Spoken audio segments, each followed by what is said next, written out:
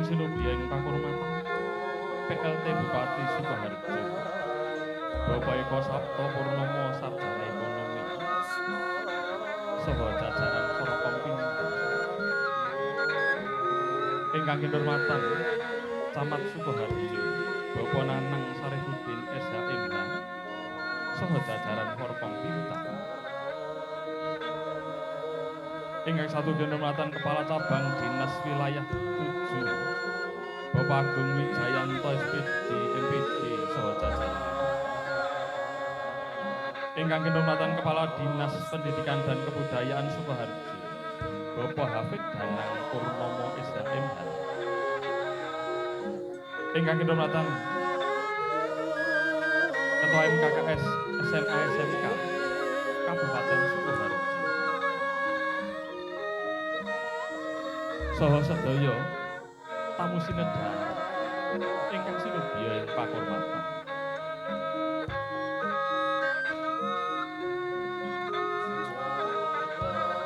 Murwakani atur sumangga panjenengan sedaya kula dherekaken manungku puja hastawa puji hastuti. Kunjuk wonten ngarsa dalem Allah Subhanahu wa taala.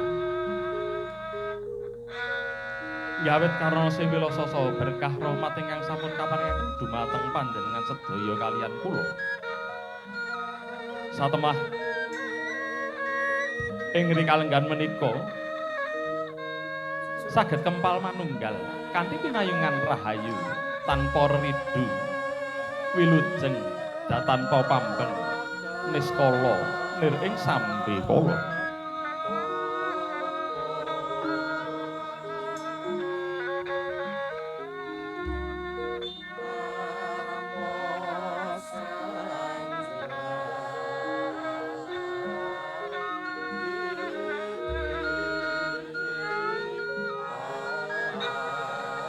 Kanthi tansah nyadang rahmat hidayah saha berkahing Gusti ingkang murbeng tumitah. Mugi pirarna kula ingkang kadhawan minangka jejer pambiwara. Mugi pinarna kula mbiwaraken menggah lampahing tata cara pengetan Disenatalis SMA Negeri Tunggal Sukoharjo ingkang kaping 61 ing wanci dalu punika. Para tamu sedherek ingkang minangka ing pakurmatan. Menggah urut rerencaning tata cara ing wanci dalu punika nun inggih.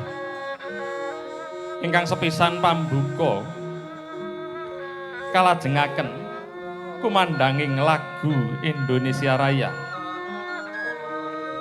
Saparipurnaning kumandangi lagu Indonesia Raya kajengaken atur panglipur beksan Gambyong Parianop.